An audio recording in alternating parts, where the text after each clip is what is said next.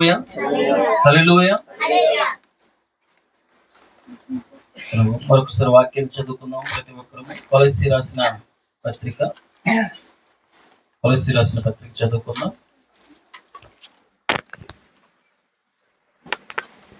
1వ అధ్యాయము 23వ వచనం. 1:23 చదువుదాం.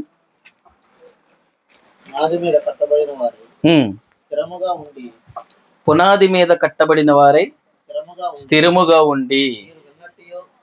హల్లెలూయా. దేవుని మహిమ కలుగును గాక. మరి చూసినట్లయితే ఇక్కడ ఒక వాక్యాన్ని మనం చూస్తూ ఉన్నాం. మరి కొన్ని రోజులుగా మనం ఒక అంశాన్ని మనం మరి చెప్పుకోవడం జరుగుతూ ఉన్నది. హల్లెలూయా. మరి నిజంగా ఈరోజు ప్రతి కట్టడానికి మరి ప్రతి పనికి మరి మొదటగా పునాది అనేది ఒకటి ఎంతో అవసరమై ఉన్నది. హల్లెలూయా. మరి మనం ఇల్లు కట్టేటప్పుడు మరి ఎంత పెద్ద బిల్డింగ్ కట్టినా, ఎంత పెద్ద భవనాన్ని నిర్మించినా మరి మొదట మనం దానికి ఏం చేయాలంటారు? ఏమేయాలి చెప్పండి? పునాది వేయాలి. అవునా కదా? పునాది లేకుండా మనం ఏదన్నా కడితే ఒక అంతస్తు కట్టుకోవచ్చావు, కానీ అంతకంటే ఎక్కువ కట్టొచ్చా? కట్టగలుగుతావా? కట్టలేం. ఎంతైనా కట్టొచ్చు, కానీ ఉండదు. ఉంటుందా? నేను చెప్పింది తెలుగులోనే కదా. ఇది నా భాష అర్థం కానట్టు చూస్తున్నారు మీరు నాకెళ్ళి. హల్లెలూయా. ఇక్కడే ఉన్నారు అందరూనే. హల్లెలూయా చెప్తారా? హల్లెలూయా. చూడండి, పునాది లేనప్పుడు మనం ఎంత కట్టినా మన దగ్గర కట్టే స్తోమత ఉండొచ్చు, ఎంతైనా కట్టొచ్చు, కానీ పునాది సరిలేనప్పుడు మనం కట్టేది నిలబడదు. నిలబడుతుందా? నిలబడదు. ఎందుకంటే ప్రారంభ పునాదే గట్టిగా లేదు. అందుకని ఒక వ్యక్తి ఎవరైనా కావచ్చు, ఏ వ్యక్తి అయినా కావచ్చు, ఒక మంచి ఇల్లు కట్టుకోవాలనుకున్నప్పుడు మొదటగా అతడు పునాదులు సరి చేసుకోవాలి. అవునా కాదా? మన తాతల కాలంలో ఇల్లులు కట్టేసి ఉండొచ్చు, ఒకవేళ మన పాత ఇల్లులు ఉండొచ్చు. ఒకవేళ ఆ పాత ఇంట్ల మీద సరేలే, ఆ పాత ఇంటి మీద మళ్ళీ కట్టేస్తాను అంటే కుదురుతుందా? తాత వాళ్ళు ఎలా కట్టారో, మన నాన్న వాళ్ళు ఎలా కట్టారో, తండ్రులు ఎలా కట్టారో మనకేం తెలుసు. ఇప్పుడు అంత కొత్త టెక్నాలజీ వచ్చింది కాబట్టి మనం పునాది ఎలా వేయాలి? చాలా గట్టిగా. ఆ పునాది ఎలా ఉండాలి? మన తర్వాత మన పిల్లలకి, మన మనవళ్ళకి కూడా ఉపయోగపడేటట్టు ఉండాలని మనం ఆలోచిస్తాం. అవునా కదా? ఎందుకంటే పునాది గట్టిగా లేకపోతే మనం కట్టేది స్థిరంగా ఉండదు. హల్లెలూయా. అంటే ప్రతి దానికి పునాది ఎంత అవసరం, అవునంటారా? ఒక పని చేస్తున్నా కూడా దానికి ఒక పునాది లాంటి ముందు మనం చేసిన కొంత ఏమంటారంటే ట్రైనింగ్ లాంటిది అంత అవసరం. ఒక పనికి ట్రైనింగ్ లాంటిది పునాది. అవునంటారా? ఎంతమందికి అర్థమవుతుందని చెప్పేది? ఉదాహరణకి ఇప్పుడు ఇక్కడ మనకి సింహాద్రి ఉన్నాడు, బ్రదర్ ఉన్నాడు. ఇప్పుడు అతను ఏం చేస్తున్నాడు? బైక్ మెకానిక్ నేర్చుకుంటున్నాడు. అవునా కదా? ఇప్పుడు బైక్ మెకానిక్ ఎందుకు నేర్చుకుంటున్నాడు నాకు చెప్పండి? ఎందుకు నేర్చుకుంటున్నాడు? తాను రేపొద్దున ఒక షాప్ పెట్టుకుని తాను కూడా మంచిగా ఆ పని ద్వారా, ఆ బైక్ మెకానిక్ ద్వారా తాను, తన కుటుంబము ముందుకు సాగాలని, జీవించాలని, బ్రతకాలని తన కోసం, తన కుటుంబం కోసం నేర్చుకుంటున్నాడు. అవునా కాదా? అంతేనా? ఇప్పుడు తాను ఆ బైక్ మెకానిక్ అనే ఆ పని నేర్చుకుంటున్నప్పుడు ఇప్పుడు అతనికి మొత్తం అంతా రాదు. అతను ఎక్కడ ఉన్నాడంటే నేర్చుకునే దశలో ఉన్నాడు. అవునా కాదా? ఇప్పుడు పర్ఫెక్ట్గా ప్రతి పని, ఆ ఇంజిన్ బిగించడం కావచ్చు, అక్కడ ప్రతి పని ఏదైతే ఉందో ఆ చైన్ కిట్లు బిగించడం, ఇంజిన్ బిగించడం, క్లచ్ బాక్స్లు బిగించడం, ఇవన్నీ బ్రేక్లు బిగించడం, ఇవన్నీ పర్ఫెక్ట్గా నేర్చుకున్నాడు అన్నీ తెలుసుకున్నాడు అనుకోండి. అప్పుడు తర్వాత తాను ఏం చేస్తాడు? అన్నీ అయిపోయిన తర్వాత ఏం పెట్టుకుంటాడు? షాప్ పెట్టుకుంటాడు. అవునా కాదా? ఇప్పుడు తానుకు నేర్చుకుంటున్న ఈ సమయం ఏంటంటే తన జీవితానికి పునాది వేసుకుంటున్నాడు. ఎంతమందికి అర్థమవుతుంది నేను చెప్పేది? తాను ఇప్పుడు నేర్చుకుంటున్న ఈ కాలం ఏదైతే ఉందో, 1 సంవత్సరం కావచ్చు, 2 సంవత్సరాలు కావచ్చు, 3 సంవత్సరాలు కావచ్చు, ఒకవేళ కొంతమంది ఉంటారు, వాళ్ళు ఏం చేస్తారంటే సంవత్సరంలోనే, 6 నెలల్లోనే పట్టేసుకుంటారు. అవునా కాదా? ఎందుకంటే వారికి ఆ పనిలో తాళం చేయి అనేది దొరికింది. అదేమంటారు, దాన్ని ఎలా చేయాలో అనే టెక్నిక్ వాళ్ళకి దొరికేస్తుంది. అలాగే చూడండి, మనం ఎన్ని సంవత్సరాలు చేసినా, ఎన్ని నెలలు పట్టినా, మనం నేర్చుకునే పని మనకు అది ఒక పునాది లాంటిది. అవునా కదా? అది చూడండి, ఎక్కడ నేర్చుకున్నారంటే పలానా షాపులో పలానా అతని దగ్గర నేర్చుకున్నాం అంటారు. అవునా కదా? ఎందుకంటే మనం నేర్చుకునే పని ఇప్పుడు తన జీవితం ఆ పని మీద ఆధారపడి ఉంది. హల్లెలూయా. ఎంతమందికి అర్థమవుతుందని చెప్పేది? ఇప్పుడు నేర్చుకుంటున్న పని ఏదైతే ఉందో అది ఎలాంటిదంటే తనకు పునాది వంటిది. రేపొద్దున తన భవిష్యత్తులో ఒక షాప్ పెట్టుకున్నా, తన భవిష్యత్తులో తన దగ్గర ఇంకొంతమంది వచ్చి నేర్చుకుంటున్నా కూడా అతను మొదటగా పునాది వేసుకోవాలి. ఎంతమందికి అర్థమవుతుంది? అతను మొత్తం బైక్ అంతా ఇప్పదీసి మళ్ళీ బైక్ అంతా సెట్ చేసే ఆ టెక్నిక్, ఆ బైక్ అంతా సెట్ చేసేది అంతా నేర్చుకున్నాడు అనుకోండి, రేపొద్దున అతను షాప్ పెట్టుకున్నప్పుడు అతని దగ్గరికి వచ్చినప్పుడు వాళ్ళకు కూడా ఆ బైక్ అంతా ఊడదీయటం నేర్పిస్తాడు, తిరిగి దాన్ని ఫిట్ చేయటం నేర్పిస్తాడు. అంటే పునాది సరిగ్గా లేకపోతే రేపొద్దున అతను షాప్ పెట్టుకుంటాడు, చాలా మంది అతని దగ్గరికి వస్తారు, చాలా చాలా రిపేర్లు వస్తాయి. అవునా కదా? నాకు ఈ రిపేర్లు రాదన్నా అని అంటే ఏమవుతుంది చెప్పండి?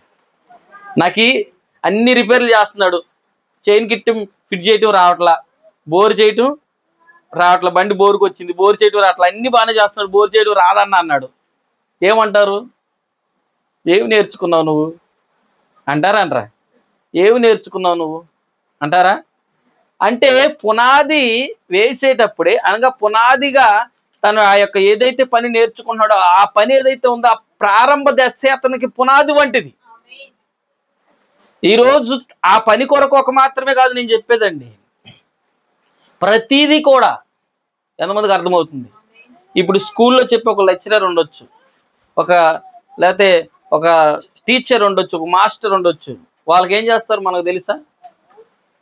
చూడండి, వాళ్ళు ఏం చేస్తారంటే వాళ్ళకు ఒక ఎగ్జామ్ రాశారు అనుకోండి, వాళ్ళకి పాస్ అవుతారు. పాస్ అయిన తర్వాత వాళ్ళకి ఏముంటుంది చెప్పండి?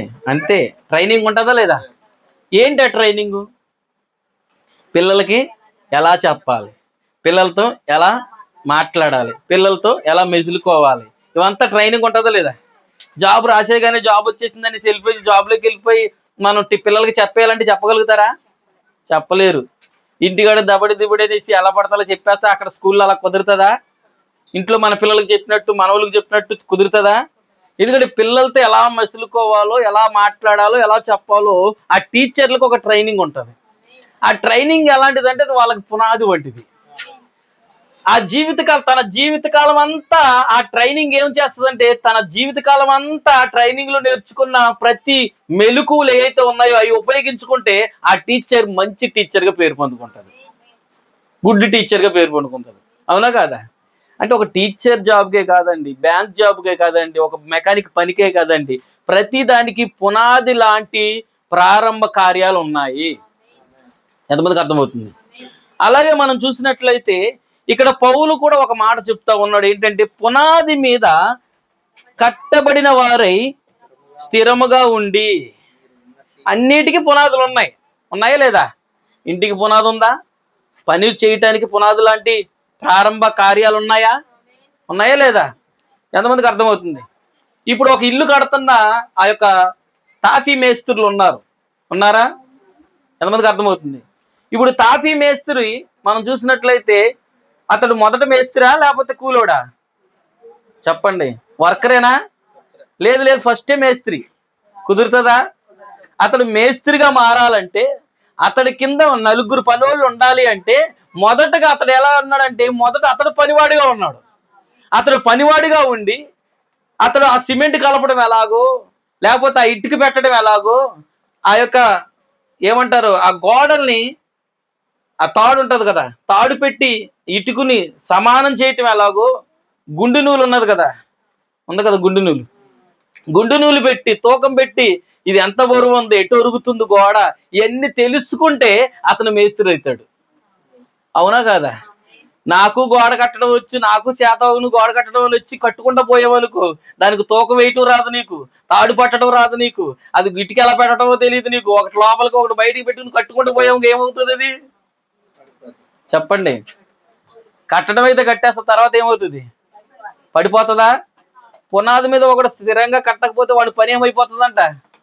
పడిపోతుంది. హల్లెలూయా, దేవుని మహిమ కలుగును గాక. అతడు మొదటగా వర్కర్గా ఆ పనివాడిగా వెళ్ళి అతను ఏం చేస్తారంటే చిన్న ఒక మేస్త్రి దగ్గర ఉంటూ అతను ఏం చేస్తారంటే చిన్నగా కలపడం నేర్చుకుని, అందించడం నేర్చుకుని, ఆ యొక్క ఇటుకు పెట్టడం నేర్చుకుని, పునాదులు ఎలా వేయాలి, ఎటువైపు వేయాలి, ఏంటి వేయాలి, ఎలా వేయాలి, రాయి ఎలా కట్టాలి, ఈ యొక్క ఏంటిది ఆ యొక్క తూకం ఎలా కొలవాలి, ఆ గుండు నూలు ఎలా పెట్టాలి, దారం స్ట్రైట్గా ఎలా పెట్టాలి, మెలుకులు తిప్పేటప్పుడు వంకలు తిప్పేటప్పుడు ఎలా పెట్టాలి, ఇవన్నీ అతను తెలుసుకున్నప్పుడే అతడు మంచి మేస్త్రి అవుతాడు. అతడు నేర్చుకునే పని అతనికి పునాది వంటిది. ఎంతమందికి అర్థమవుతుందండి? హల్లెలూయా. అంటే నేను మీకు ఏం చెప్తున్నానంటే ప్రతి దానికి ఒక పునాది ఉన్నది. ఇది మీరు గమనించాలి. ఎంతమందికి అర్థమవుతుందని చెప్పేది? నేను చెప్పే వాక్యం ఈరోజు మీకు చెప్పే వాక్యం ఏంటంటే ప్రతి దానికి ఒక పునాది అంటే ఉన్నది. హల్లెలూయా. అది టీచర్ జాబ్ కావచ్చు, బ్యాంక్ జాబ్ కావచ్చు, మెకానిక్ పనికి కావచ్చు, లేకపోతే సుతార పనికి అనగా తాపీ పనికి కావచ్చు, ప్రతి దానికి ఒక పునాది వంటిది ఉన్నది. హల్లెలూయా. భూమి మీద పునాదుల వంటి పని లేదు, ఏదీ లేదండి. ప్రతి దానికి దేవుడు స్థిరమైన పునాదులు లాంటివి పెట్టాడు. హల్లెలూయా. అలాగే అన్నిటికీ పునాది ఉంది కదా పాస్టర్ గారు, మరి మీరు మాకేం చెప్తున్నారు ఈ రోజు అంటే అన్నిటికీ పునాది ఎలాగైతే ఉన్నదో భక్తికి పునాది ఉన్నది, ఒక క్రైస్తవుడికి పునాది ఉన్నది. హల్లెలూయా. ఎంతమందికి అర్థమవుతుందని చెప్పేది? క్రైస్తవుడికి ఏమున్నది? పునాది ఉన్నది. ఏంటి నీ పునాది? అందుకే అపోస్తలుడైన పౌలు ఏమన్నాడంటే పునాది మీద కట్టబడిన వారే స్థిరంగా ఉండండి. ఇప్పుడు పునాది ఉన్నది అనే సంగతి నీకు తెలిస్తే అప్పుడు అలా కట్టబడుతున్నావు నీకు అర్థమవుతుంది. క్రైస్తవుడికి పునాది ఉన్నదని ఎంతమందికి అర్థమవుతుంది? ఎంతమంది విన్నారు? ఎప్పుడైనా విన్నారా? భక్తికి పునాది ఉందని ఎప్పుడైనా విన్నారా? హల్లెలూయా. మనం ఇది ఎందుకంటో చిట్టి చిలకమ్మ కథలు బాగా వింటాం. ఎంతమందికి అర్థమవుతుంది చెప్పేది? హల్లెలూయా. ఒక క్రైస్తవుడికి, ఒక విశ్వాసికి పునాది ఉన్నది. అందుకని పునాది మీద మనం కట్టబడాలి.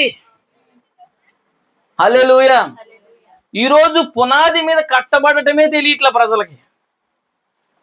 పునాది అంటే కూడా తెలియట్లేదు ప్రజలకి. హల్లెలూయా. పునాది మీద కట్టబడిన క్రైస్తవుడు, పునాది మీద కట్టబడిన విశ్వాసి, పునాది మీద కట్టబడిన దేవుని కుమారుడు, దేవుని కుమార్తెలు కదిలించబడరు. ఎందుకంటే చెప్పిన వారు గట్టి పునాది వేసుకున్నారు. హల్లెలూయా. దేవుని మహిమ కలుగును గాక. ఎప్పుడు ఏ స్కూల్కి వేసినా, ఎన్ని స్కూల్కి వేసినా ఒక పిల్లోడు బాగా చదవట్లేదు, మార్క్స్ రావట్లా, బాగా చదవట్లా, డిసిప్లైన్గా ఉండట్లా, నీట్గా ఉండట్లా. ఇప్పుడు ట్రైనింగ్ అయిన నీ దగ్గర తీసుకొచ్చారు అనుకోండి, నువ్వు మంచి టీచర్ అని పేరు వచ్చింది, ఇప్పుడు నీ దగ్గర తీసుకొచ్చారు.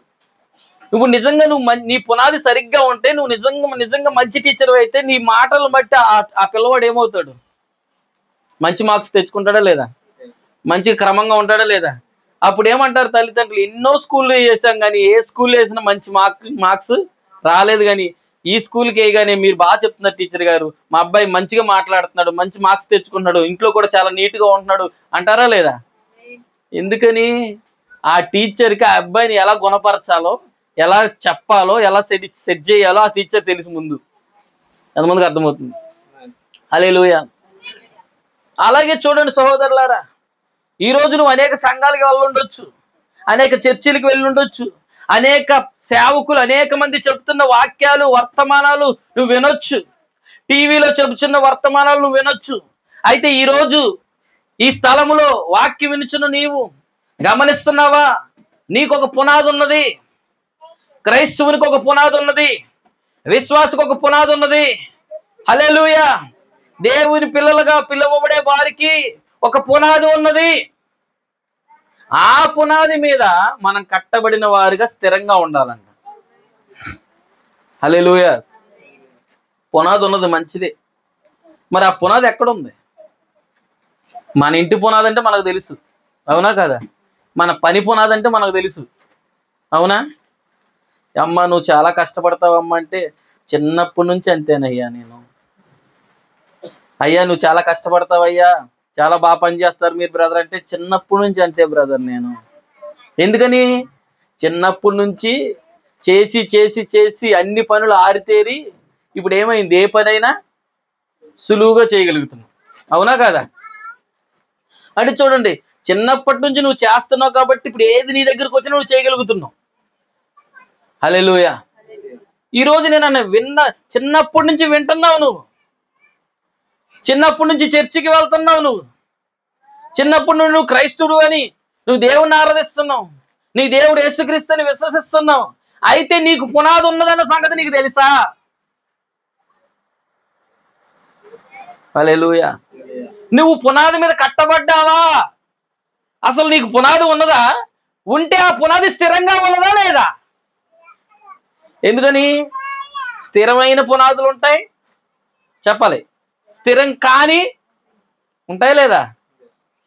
కొన్ని పునాదులు ఎలా ఉంటాయో తెలుసా? కొంతమంది పునాదులు కష్టం వచ్చినప్పుడు పునాది కట్టుకుంటుంది. ఎంతమందికి అర్థమవుతుంది? బాధలు వచ్చినప్పుడు పునాదులు మాత్రం ఊగిపోతాయి. ప్రభువా సాయం చేయవా, ఏంటి బాధలు, ఏంటి కష్టాలు, ఏంటి అప్పులు. హల్లెలూయా. దేవుని మహిమ కలుగును గాక. ఆ బాధలు పోయి, కష్టాలు పోయి, ఇబ్బందులు పోయి గట్టెక్కిన తర్వాత మనోడు అప్పుడు వరకు చర్చి దగ్గర ఉంటారు, పాస్టర్ గారి దగ్గర ఉంటారు, మాట్లాడతాడు, ప్రార్థన చేస్తారు, ప్రార్థన చేయని అందరికి చెప్తాడు. ఎప్పుడైతే కష్టాలు తీరాయో ఇంకో మనోడు బార్ షాప్లో ఉంటాడు, మందు డబ్బాతో ఉంటాడు, మందు సీసాతో ఉంటాడు. హల్లెలూయా. నేను అంటాను, ఇప్పుడు అతడు పునాది మీద ఉన్నట్లేనా? అది స్థిరమైన పునాది అంటారా? అసలు స్థిరమైన పునాదితో నిలకడగా ఉన్నాడా? నువ్వు పునాది మీద ఉంటే స్థిరంగా ఉంటావు, ఉంటే దేవుని పిల్లలుగా ఉంటావు, లేకపోతే లోకస్తుల వలె ఉంటే క్రైస్తవుడిగా ఉంటావు, లేకపోతే ఒక అన్యుడి వలె. నువ్వు బాధలు వచ్చినప్పుడు క్రైస్తవుడు అయిపోతున్నావు, బాధలు పోయిన తర్వాత అన్యుల్లాగా ఇష్టం వచ్చినట్లు తింటున్నావు, తాగుతున్నావు, సినిమాలు చూస్తున్నావు, ఓ మందు తాగుతున్నావు, పాన్పరాకులు, గుట్కాలు, సిగరెట్లు అన్ని తాగుతున్నావు. అంటే నువ్వెవరు అంటే పునాది మీద కట్టబడిన వాడివి. మీరు పునాది మీద కట్టబడే వాళ్ళు ఎలా ఉంటారు? స్థిరంగా ఉంటారు. హల్లెలూయా. దేవుని మహిమ కలుగును గాక. గుర్తుపెట్టుకుని సహోదరులారా, ఒక ఇంటికి సరైన పునాది లేనప్పుడు ఏ విధంగా కూలిపోతుందో, నీ భక్తికి, నీ విశ్వాసానికి, నీ ప్రార్థనకి, భక్తికి పునాది లేనప్పుడు నీ జీవితం కూలిపోతుంది. సమస్యలు వచ్చినప్పుడు, ఇబ్బందులు వచ్చినప్పుడు, బాధలు వచ్చినప్పుడు, వ్యతిరేకతలు వచ్చినప్పుడు నీ జీవితం, నీ కుటుంబం, నీవు కూడా కూలిపోయిన స్థితిలోనికి వెళ్ళిపోతావు. కారణం ఏంటంటే పునాది సరిగ్గా వేసుకోలేదు. నువ్వు పునాది అంటే నీకు అర్థం కావట్లా, పునాది నువ్వు కట్టబడట్లా పునాది మీద. హల్లెలూయా. ఎంతమంది పునాది మీదకి వస్తారు? ఎంతమంది ఆ పునాది గురించి తెలుసుకోవాలనుకుంటున్నారు? హల్లెలూయా. దేవుని మహిమ కలుగును గాక. చూడండి సహోదరులారా, కొంతమంది పునాదులు మనం చూసినట్లయితే ఈస్టర్ పండుగ వస్తే, లేకపోతే క్రిస్మస్ పండుగ వస్తే, కొంతమంది ఆ యొక్క 40 రోజులు ఆ యొక్క మాలలు వేసుకుని, ఎంతమందికి అర్థమవుతుందని చెప్పేది, ఆ 40 రోజులు మాలలు వేసుకుని త్రాగుడు మానేసి, సినిమాలు మానేసి, నీసు మానేసి ఎంతో పవిత్రంగా ఉంటారు. అవునా కాదా? 40 రోజుల తర్వాత ఏమవుతుంది అంటారు? ఆ మాలలు తీసేసిన తర్వాత ఏమవుతుంది అంటారు? హల్లెలూయా. 40 రోజులు పునాది అంటారు. అది సంవత్సరానికి ఒకసారి మారుతుందా పునాది? ఒకసారి పునాది వేస్తే జీవితకాలం ఉంటుందా? హల్లెలూయా. నీవు పండగ వచ్చినప్పుడల్లా దేవుడిని గుర్తొస్తున్నాడు, సమస్య వచ్చినప్పుడల్లా దేవుడు గుర్తొస్తున్నాడు. సమస్యలు పోయి, ఇబ్బందులు పోయి, సంతోషంగా ఉన్నప్పుడు నీకు దేవుడు గుర్తు రావట్లా. హల్లెలూయా. అంటే నీకేమవుతుందో నీకు అర్థమవుతుందా? నీ పునాది సరిగ్గా. హల్లెలూయా. గుర్తుపెట్టుకోండి, నువ్వు భక్తిపరుడు కావచ్చు, నీతిమంతుడు కావచ్చు, నీతిమంతురాలు కావచ్చు, పునాది సరిగ్గా లేకపోతే నువ్వేమి చేయగలమా? నేను చెప్పట్లే ఆ మాట. బైబిల్ గ్రంథంలో చూడండి, కీర్తన 11:3. త్వరగా చదువుతాం. కీర్తన 11:3. కీర్తన 11:3. పునాదులు పాడైపోగా హల్లెలూయా. ఏమంటున్నాడు? పునాదులు పాడైపోగా నీతిమంతులు ఏం చేయగలరు? ఏమన్నా చేయగలరా? హల్లెలూయా. పునాదులు పాడైపోతే నీతిమంతులు ఏం చేయలేరంట. కీర్తన 11:3 చెప్తున్నాడు ప్రభువైన యేసుక్రీస్తు. ఆ దేవుడు చెప్తా ఉన్నాడు, ఇదిగో పునాదులు పాడైపోగా నీతిమంతులు ఏమీ చేయలేరు.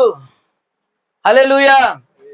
సహోదరి, నువ్వు మంచి ప్రార్థన పరుడు కావచ్చు. సహోదరుడా, నువ్వు మంచి ప్రార్థన పరుడు కావచ్చు. సహోదరి, మంచి ప్రార్థన పరురాలు కావచ్చు.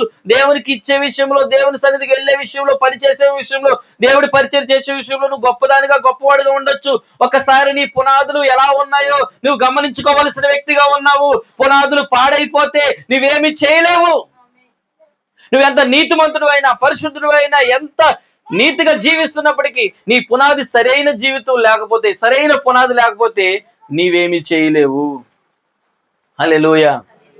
ఎందుకంటే మనం పునాది మీద కట్టబడిన వారై స్థిరంగా ఉండాలి. హల్లెలూయా. దేవుని మహిమ కలుగును గాక. ఈరోజు చాలా మంది ఉన్నారు, మనం చూస్తున్నాం. కొన్ని రోజులు దేవుడితో చాలా భక్తిగా జీవిస్తారు, కొన్ని రోజులు దేవుడితో చాలా భక్తిగా గడుపుతారు. కానీ మనం చూసినట్లయితే కొన్ని రోజుల తర్వాత వారి జీవితం ఎలా ఉంటుందంటే, మనం అనుకుంటాం ఒకప్పుడు ఎంత బాగా దేవుళ్ళు ఉన్నాడు, దేవుళ్ళు తిరిగాడు, దేవుడిని ఆరాధించాడు, ఇప్పుడేమైంది జీవితం మనం అనుకుంటాం మనం. హల్లెలూయా. కారణం ఏంటంటే, ఆమె దేవుని నమ్ముకున్నప్పుడే, అతడు క్రైస్తవుడిగా జీవించడానికి ఇష్టపడినప్పుడే, దేవుడి దగ్గరకు వచ్చినప్పుడే అతను పునాది సరిగ్గా వేయబడలేదు. హల్లెలూయా. నీకు సరైన పునాది వేయబడితే నువ్వు క్రీస్తుని ఎన్నడూ విడిచిపెట్టవు. నువ్వు క్రీస్తుని విడిచిపెట్టలేవు. నువ్వు ఆయన ప్రేమను రుచి చూస్తే, ఆయన కార్యాల గురించి నీకు తెలిస్తే, ఆయన త్యాగం గురించి నీకు తెలిస్తే ఆయన నువ్వు విడిచిపెట్టలేవు. ఆయన నిన్ను ఎందుకు ఎన్నుకున్నాడు, ఎలా ఎన్నుకున్నాడు, ఎందుకోసం ఎన్నుకున్నాడు అది నీకు అర్థమవుతే ఆయన నువ్వు విడిచిపెట్టలేవు. హల్లెలూయా. దేవుని మహిమ కలుగును గాక. ఎంతమంది పునాది మీదకి రావాలనుకుంటున్నారు? పునాది అంటే ఎంతమంది తెలుసుకోవాలనుకుంటున్నారు? సరే, మంచిది. మనం పునాది మీద కట్టబడిన వారి స్థిరంగా ఉండండి అని మనం అనుకుంటున్నాం, మనం తెలుసుకుంటున్నాం, కొలస్సీ పత్రికలో చదివాం. అయితే పునాది అంటే ఏంటి? హల్లెలూయా. పునాది అనగా పోయిన వారం మనం చదివాం. పునాది అనగా అపోస్తులు ప్రవక్తలు వేసిన పునాది. హల్లెలూయా. పునాది అంటే అర్థం ఏంటి? అపోస్తులు ప్రవక్తలు బోధించిన బోధ, వాక్యం అనే పునాది. హల్లెలూయా. దేవుని మహిమ కలుగును గాక. వాక్యమే పునాది. ఎంతమందికి అర్థమవుతుంది? వాక్యమే పునాది నీ జీవితానికి. ఈరోజు క్రైస్తవుడికి పునాదిగా ఉండవలసింది ఏంటంటే వాక్యం. ఏంటి ఆ వాక్యం అంటే? అపోస్తులను ప్రవక్తలను వేసినది. హల్లెలూయా. దేవుని మహిమ కలుగును గాక. ఎఫెసీ పత్రికలో చూడండి, 2:20 చూడండి, 2:20 త్వరగా చదువు. 2:20 ఎఫెసీ. క్రీస్తు యేసే ముఖ్యమైన మూలరాయి ఉండగా అపోస్తులను, మీరంటే మనమే. అపోస్తులను, క్రీస్తు యేసే ముఖ్యమైన మూలరాయి ఉండగా అపోస్తులను ప్రవక్తలు వేసిన పునాది మీద మీరు కట్టబడి ఉన్నారు. ప్రతి కట్టడము ఆయనలో చక్కగా అమర్చబడి ప్రభువునందు పరిశుద్ధమైన దేవాలయం ఒకటకు వృద్ధి పొందుచున్నది. ఇప్పుడు ఇక్కడ మనం చూసినట్లయితే మీరు కట్టబడి ఉన్నారు అంటున్నారు. అంటే మనం దేని మీద కట్టబడుతున్నాం? అపోస్తులు ప్రవక్తలు వేసిన పునాది. హల్లెలూయా. ఈరోజు అందుకే పౌలు మీరు పునాది మీద కట్టబడిన వారే స్థిరంగా ఉండండి. ఏంటి ఆ పునాది అంటే? అపోస్తులు ప్రవక్తలు బోధించిన బోధ, అపోస్తులు ప్రవక్తలు చెప్పిన వాక్యం. హల్లెలూయా. దేవుని మహిమ కలుగును గాక.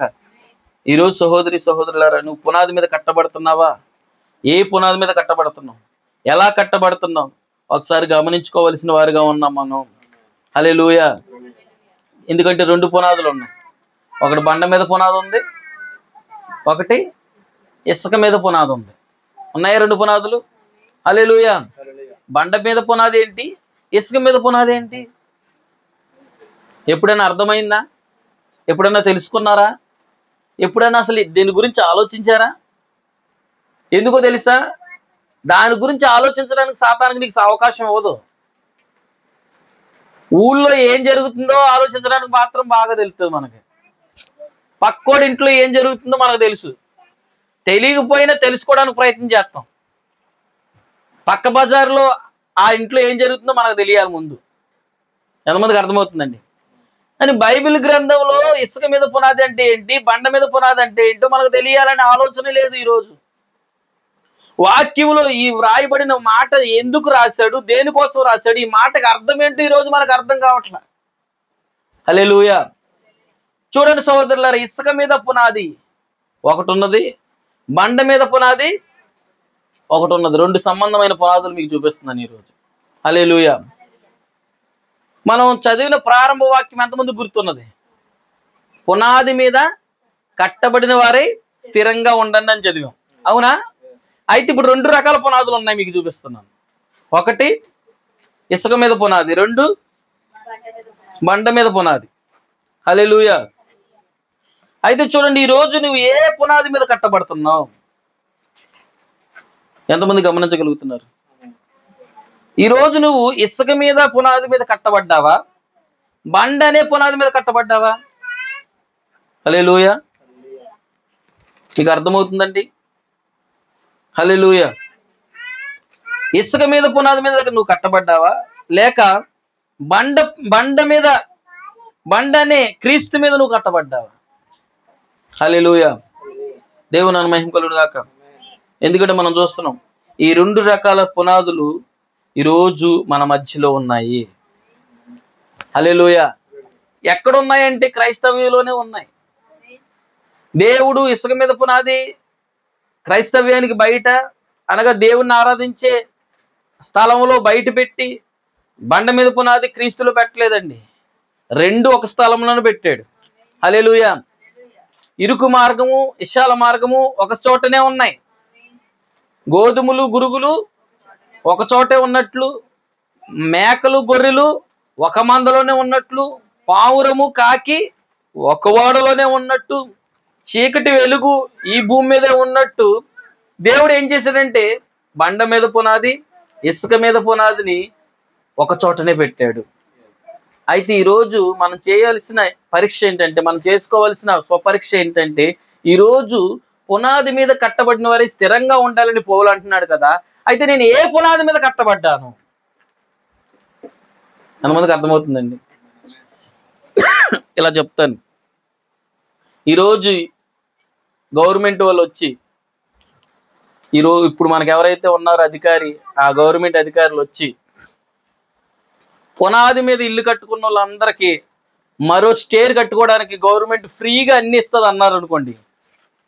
ఎంతమందికి అర్థమవుతుంది? నేను చెప్పేది అర్థమవుతుందా? పునాదులు వేసి మంచిగా ఇల్లు కట్టిన వాళ్ళకి పైన ఇంకొక స్టేర్ వేసుకోవడానికి సిమెంటు, ఇటుకలు, కాంక్రీట్, ఇసుక అన్ని గవర్నమెంట్ ఫ్రీగా ఇస్తుంది, గవర్నమెంటే ఫ్రీగా కట్టించిస్తుంది అని అన్నారు అనుకోండి. మన వాళ్ళు అందరూ దేని తడుకుంటారు?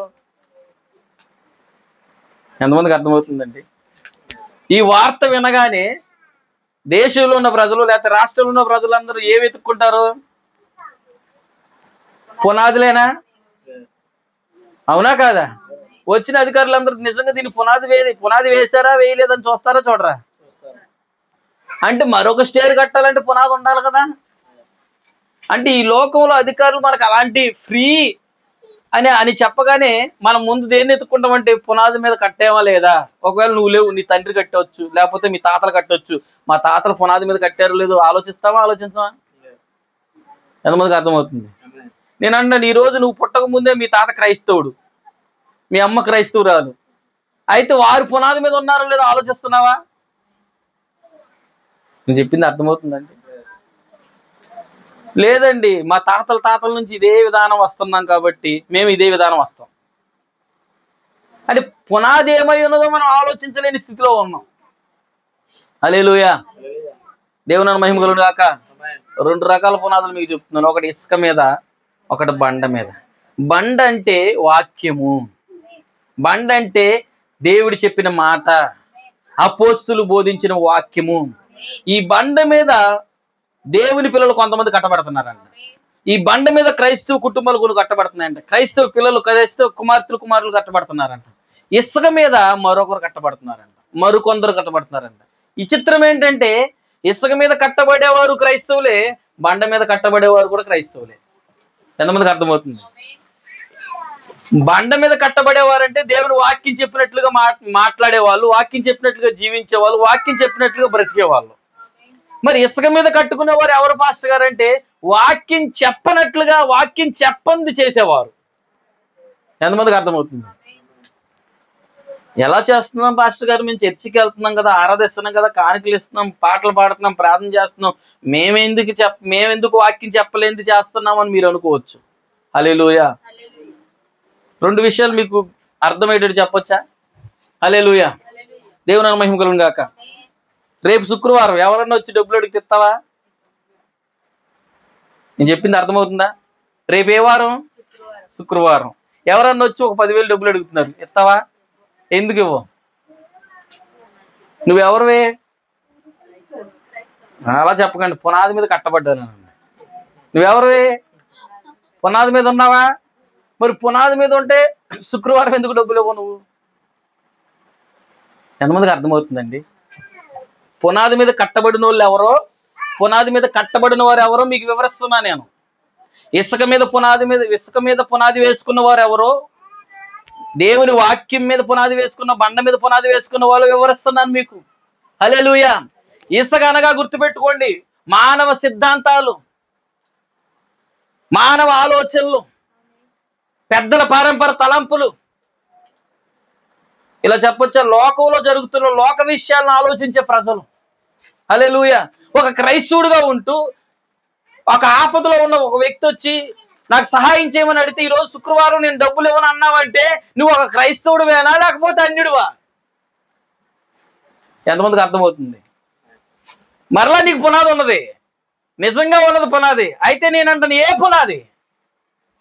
నువ్వు నిజంగా కట్టబడ్డావు ఎక్కడ? బండ మీద, ఇసుక మీద, ఆచారాల మీద కట్టబడ్డావా? లోక ఆశల మీద కట్టబడ్డావా? వాక్యం మీద కట్టబడుతున్నావా? హల్లెలూయా. వాక్యం మీద కట్టబడేవారు, ఆచారాల మీద కట్టబడేవారు ఉన్నారంటారా? హల్లెలూయా. దేవుని మహిమ కలుగును గాక. ఓరు పొలంలో రెండు మొక్కలు ఉన్నాయంట. ఒకటి కోనంగి మొక్క, చెప్పండి, ఒకటి ఒరు మొక్క. రెండు నీళ్లు తాగుతున్నాయి, రెండు మందు తింటున్నాయి, అవునా కదా? రెండింటికి మందు కొడుతున్నాడు రైతు. చివరికి రెండు మొక్కలు ఏ మొక్కని ఇంటికి తీసుకెళ్తాడు, ఏ మొక్కను కాల్ చేస్తాడు? చెప్పండి. ఓరు మొక్కను ఎక్కడ తీసుకెళ్తాడు? ఓరు మొక్క ద్వారా వచ్చిన వడ్ల గింజను ఎక్కడ తీసుకెళ్తాడు? ఇంటికి తీసుకెళ్తాడు. కోనంగి మొక్కను కూడా తీసుకెళ్లి ఇంట్లో పెట్టుకోవచ్చుగా. మరి రెండింటికి కలిసే నీరు పెట్టాడు, రెండింటికి ఒకే మందు కొట్టాడు, రెండింటికి ఒకే ఎరువు వేశాడు. ఎంతమందికి అర్థమవుతుంది? హల్లెలూయా. ఈరోజు దేవుడు కూడా అలాగే ఉన్నాడంటారా? ఎంతమందికి అర్థమవుతుందండి? ఇసుక మీద పునాది వేసిన వాళ్ళు, బండ మీద పునాది వేసిన వాళ్ళు ప్రార్థన చేస్తే కార్యాలు చేస్తాడా? స్వస్థతలు చేస్తాడా? అద్భుతాలు చేస్తాడా? సమస్యల నుంచి విడిపిస్తాడా? ఎక్కడి వరకు తెలుసా? కోతకాలం వరకే, ఇంటికి చేర్చేంత వరకే. ఇంటికి చేరే టైం వచ్చేసరికి ఒక రైతు అప్పటి వరకు నీళ్లు పెట్టి, అప్పటి వరకు మందులేసి, అప్పటి వరకు పెంచిన ఆ రెండు మొక్కల్లో ఆ కలుపు మొక్కని పీకి గొట్టినేసేసి ఒరు మొక్కని తీసి కోసుకుని ఆ వడ్లని ఇంట్లోకి, కొట్టులోకి ఎలాగైతే చేర్చుకుంటున్నాడో ఈ రోజు దేవుడు కూడా అలాగే ఉన్నాడు. అయితే నేను నీకు చెప్పేది ఏంటంటే, ఈ రోజు నువ్వే మొక్కవై ఉన్నావు? హల్లెలూయా. ఈ రోజు నువ్వే మొక్కవై ఉన్నావు? ఏ పునాది మీద నువ్వు కట్టబడుతున్నావు? ఎంతమందికి అర్థమవుతుందండి? ఈరోజు ఇసుక మీద పునాది మీద వేసుకున్న వాళ్ళు, ఆచారాల మీద ఆచార సంబంధమైన క్రైస్తవుడిగా జీవించేవాడు, ఆచార క్రైస్తవుడిగా ఉండే వ్యక్తులు ఎలా ఉంటారంటే శుక్రవారాన్ని ఆలోచిస్తారు. ఎంతమందికి అర్థమవుతుంది? హల్లెలూయా. దేవుని మహిమ కలుగును గాక. అదే నిజమైన క్రైస్తవుడు. చెప్పండి. వాక్యం ఏం చెబుతుంది? దేవుడు ఫస్ట్ రోజు చేశాడు, మొదటి రోజు చేశాడు, మంచిది అన్నాడు. రెండో రోజు చేశాడు, ఇలా చెప్ప, ఆదివారం చేశాడు, మంచిదన్నాడా? సోమవారం చేశాడు, మంచిదన్నాడా? మంగళవారం చేశాడు, మంచిదన్నాడా? బుధవారం చేశాడు, మంచిదన్నాడా? గురువారం చేశాడు, మంచిదన్నాడా? శుక్రవారం చేశాడు, మంచిదన్నాడా? శనివారం చేశాడు, మంచిదన్నాడా లేదా? ఆయన శుక్రవారాన్ని కూడా మంచిదంటే శుక్రవారం మంచిది కాదు నువ్వు అంటున్నావు. ఎంతమందికి అర్థమవుతుంది? అంటే క్రైస్తవుడికి ప్రతిరోజు మంచిదేనా? ప్రార్థించే క్రైస్తవుడికి, వాక్యానుసారంగా జీవించే క్రైస్తవుడికి ప్రతిరోజు మంచిదే. ఇంకో విషయం తెలుసా? శుక్రవారం డబ్బులు ఇస్తే నీ ఇంట్లో డబ్బులన్నీ పోతాయి అనేసి అన్ని జనులు అనుకుంటారు. అన్ని జనులు ఏమనుకుంటారు? శుక్రవారం రోజు మనం డబ్బులు ఇస్తే లచ్చిందేవి చెప్పండి సార్ అంటారా లేదా? మన ఇంట్లో ఉన్న లక్ష్యం వెళ్ళిపోతుంది అంటారు. నేనంటాను, అసలు లక్ష్యం వెళ్ళిపోవడానికి లక్ష్యం ఉంటేనే కదా నీ దగ్గర. నీ దగ్గర ఉంది ఒకే ఒక దేవుడు, ఆయన ప్రభువైన యేసుక్రీస్తు. ఆయన సకలాశీర్వాదాలకు కారణభూతుడు. ఆయనే నిన్ను అప్పిచ్చేవాడిగా చేయాలన్నా ఆయనే, అప్పు చెప్పండి తీసుకునేవాడిగా చేయాలన్నా, నిన్ను తలగా ఉంచాలన్నా ఆయనే, నిన్ను తోకగా పెట్టాలన్నా ఆయనే, నిన్ను పైవాడిగా ఉంచాలన్నా ఆయనే, నిన్ను కిందవాడిగా ఉంచాలన్నా ఆయన మాట ప్రకారం నువ్వు చేస్తే ఇవన్నీ నీకు వస్తాయి కదా. ఆయన మాట ప్రకారం చేస్తే పైవాడిగా ఉండవా? ఆయన మాట ప్రకారం చేస్తే తలగా ఉండవా? ఆయన మాట ప్రకారం చేయట్లేదు కాబట్టి ఇంకా నువ్వు అలా జీవిస్తున్నావు. హల్లెలూయా, దేవుని మహిమ కలుగును గాక. హల్లెలూయా. మనం చూస్తున్నాం ఈరోజు ప్రజలు ఎలా ఉన్నారు. ఎవరన్నా చనిపోయారు అనుకోండి, మైలు అంటూ ఉన్నాయా లేదా? హల్లెలూయా. చెప్తున్నాను, ఒక క్రైస్తవుడికి మైలు ఉన్నదా? లేదు. ఒక క్రైస్తవుడికి కీడుకొట్లు వేయొచ్చా? హల్లెలూయా. మరి మేము క్రైస్తవులే కదా, పుట్టుక నుండి మేము క్రైస్తవులే, ఇవన్నీ మాకు వస్తున్నాయంటే అందుకే నేను అంటున్నాను, పునాదిని పరీక్షించండి. నీ పునాది బైబిల్ మీద వేయబడిందా, లేకపోతే పెద్దల ఆచారాల మీద? రెండు పునాదులు ఉన్నాయి. పెద్దల పరంపర ఆచారాల మీద వేయబడిన క్రైస్తవ్యం ఉంది, బైబిల్ పునాది మీద వేయబడిన క్రైస్తవ్యం ఉన్నది. హల్లెలూయా, దేవుని మహిమ కలుగును గాక. ఎందుకంటే ఒక రోజు రాబోతుంది, దేవుడు పునాదులు పరీక్షిస్తాడంట. వరద వస్తుందంట, వరద వచ్చి పునాదుల్ని కొడుతుందంట. ఇసుక మీద పునాదులు ఏమైపోతాయి? మొత్తం పడిపోతున్నాయంట. బండ మీద వేయబడిన పునాదులు స్థిరంగా ఉంటాయంట. వరద రాలా, ఇంకా వరద రావటానికి సిద్ధంగా ఉంది. వరద రాకముందే పునాదులు సరి చేసుకుంటే బాగుంటుంది కదా. తర్వాత సరి చేసుకుందాం అంటే కుదరదు. ఇప్పుడే సరి చేసుకునే అవకాశాన్ని దేవుడు మనకిస్తున్నాడు. హల్లెలూయా, దేవుని మహిమ కలుగును గాక. సహోదరి సహోదరులారా, ఈరోజు మనం పునాదులు సరి చేసుకోకపోతే, మన భక్తి జీవితాలు సరి చేసుకోకపోతే, హల్లెలూయా, దేవుని మహిమ కలుగును గాక, ఇంకా చాలా ఉన్నాయి మనం చెప్పుకోవాలంటే. ఈరోజు నువ్వు ఎక్కడ కట్టబడుతున్నావు? వాక్యంతో కట్టబడుతున్నావా? వాక్యం చెప్పినట్లుగా నువ్వు కట్టబడుతున్నావా? హల్లెలూయా. ఎందుకంటే మనం వాక్యం చెప్పినట్లుగా కట్టబడకపోతే, పునాది మీద కట్టబడిన వారిగా స్థిరంగా మనం ఉండకపోతే, ఒక రోజు రాబోతుంది ఆ పునాదులు మన జీవితాన్ని బయలుపరుస్తాయి. హల్లెలూయా.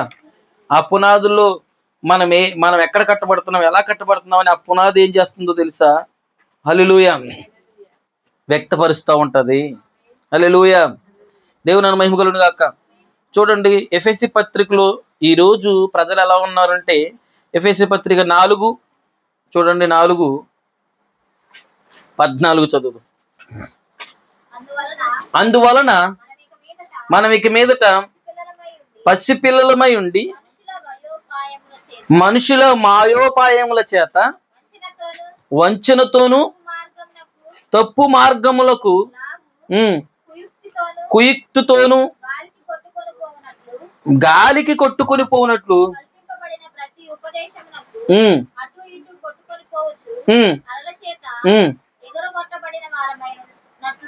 హల్లెలూయా. ఇక్కడ చెప్తున్నాడు, మనుషుల మాయోపాయముల చేత వంచనతో తప్పు మార్గములు లాగు కుయుక్తులతోనూ గాలికి కొట్టుకొని పోవునట్లు కల్పింపబడిన ప్రతి ఉపదేశం. ఏంటంట? గాలికి కొట్టుకుని పోయే ప్రతి ఉపదేశం అంట. ఉపదేశం అంటే ఏంటి? పునాది. ఉపదేశాలు అంటే ఏంటి? ఎంతమందికి అర్థమవుతుంది? పునాదులు. ఈరోజు ప్రజలు ఎలా ఉన్నారో తెలుసా? కల్పింపబడిన ప్రతి ఉపదేశానికి, ప్రతి పునాది మీదకి అటు ఇటు వెళ్ళిపోతున్నారంట. ఎంతమందికి అర్థమవుతుంది సార్? ఇటు అటు కొట్టుకొని పోక అలల చేత ఎగరగొట్టబడిన వారైనట్టు ఉండక ప్రేమ కలిగి సత్యం చెప్చు క్రీస్తు వలె ఉండుటకు మనం అన్ని విషయములు ఎదుగుదుము. హల్లెలూయా. ఈరోజు ప్రజలు ఏం చేస్తున్నారు? ప్రతి ఉపదేశాన్ని కొట్టుకెళ్ళిపోతున్నారు. గుర్తుపెట్టుకున్న ఉపదేశం అంటే పునాది, బోధ, వాక్యము. ఈరోజు క్రైస్తవులు ఏమన్నారంటే గాలికి చెదరగొట్టే పొట్టులాగా ఒక సేవకుడు వచ్చి ఇలా చెప్తే అటు, ఒక సేవకుడు వచ్చి ఇలా చెప్తే ఇటు, అటు ఇటు వెళ్తున్నారా వెళ్ళట్లేదా? అదే నీకు స్థిరమైన పునాది ఉంటే ఇటన్నా వెళ్తావా?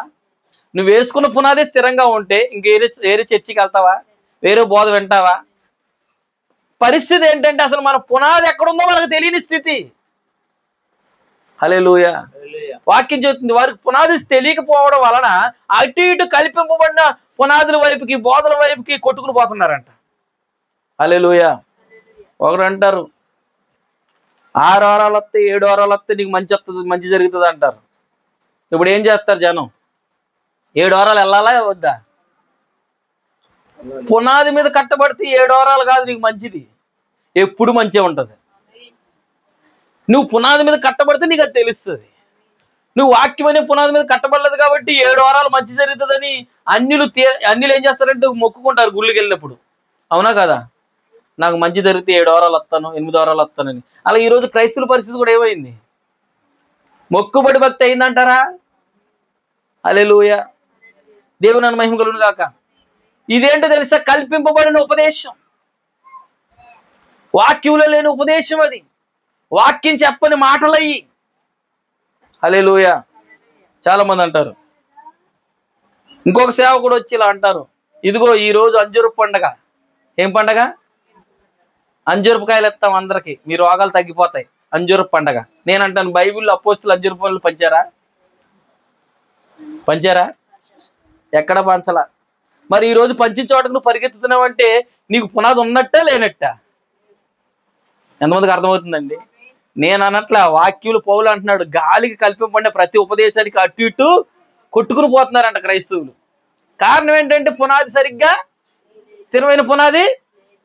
ఈరోజు సహోదరులారా, ఈరోజు మనకు జరుగుతున్న ప్రతి గురువారం జరుగుతున్న ఆరాధనలో మీరు ఏం తెలుసుకుంటున్నారో తెలుసా? నీ పునాదుల గురించి గమనించండి. మన పునాదులు పాడైపోతే ఏం చేయలేము. అందుకని పాడైపోయిన పునాదులను తిరిగి కట్టుకుందాం. ఎంతమంది కట్టుకోవాలనుకుంటున్నారు? పాడైపోయిన భక్తి జీవితాన్ని, పాడైపోయిన విశ్వాసాన్ని, పాడైపోయిన ప్రార్థన జీవితాన్ని, పాడైపోయిన పునాదులు కట్టుకోవడం అంటే అర్థం ఏంటి? ఎంతమందికి అర్థమవుతుంది? అంటే వాక్యం చెప్పినట్లు చేయటమే తిరిగి పునాది కట్టుకోవడం. ఎంతమందికి అర్థమవుతుందండి? పునాది కట్టుకోవడం అంటే అర్థం ఏంటి?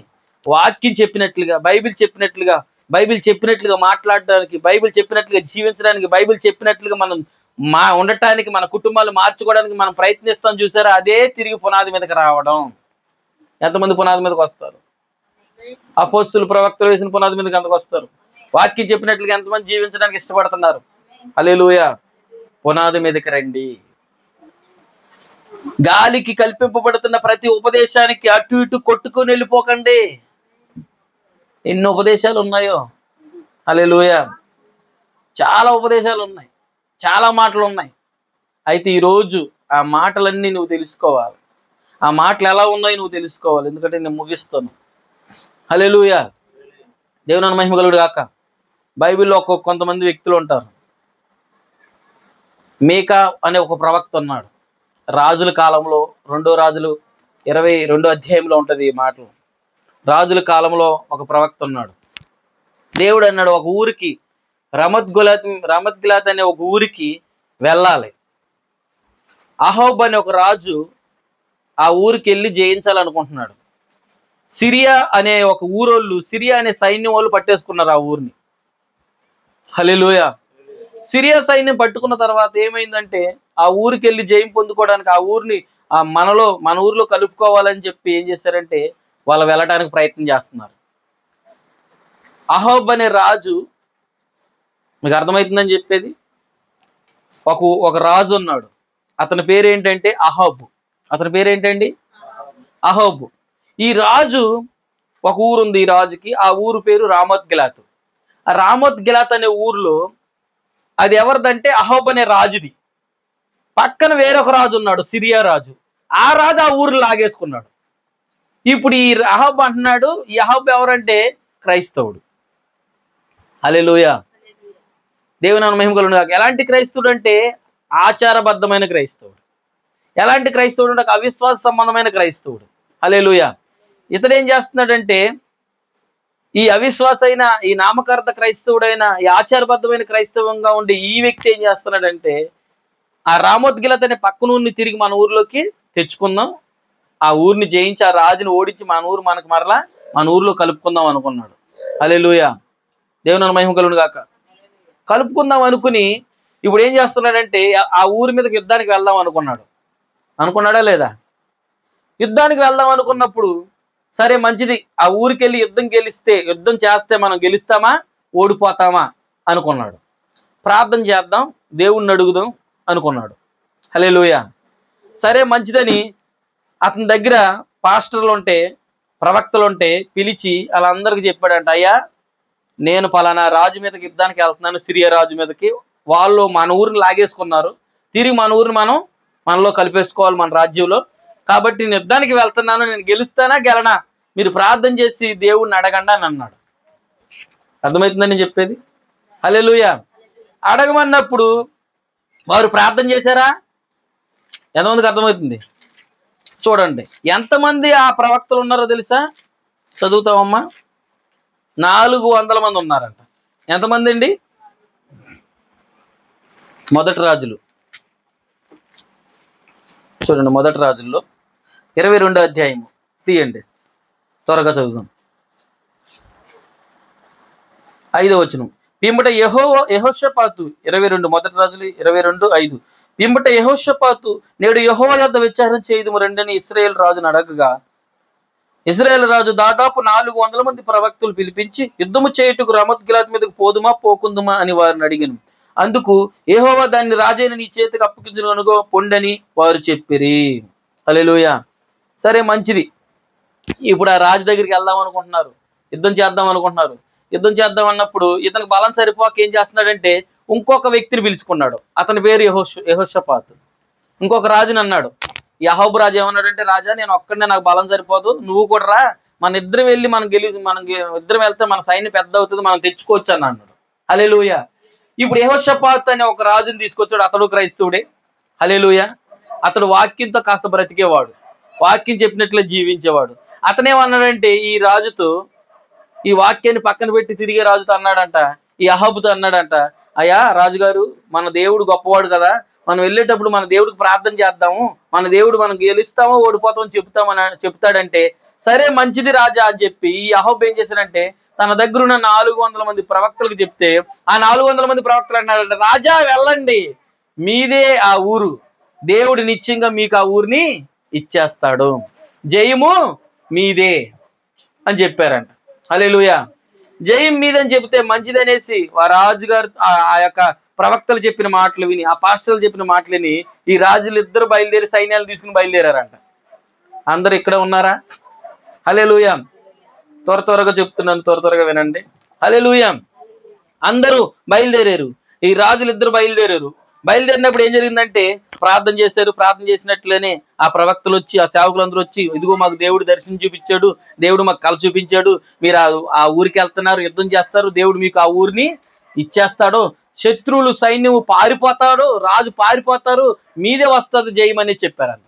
హల్లెలూయా.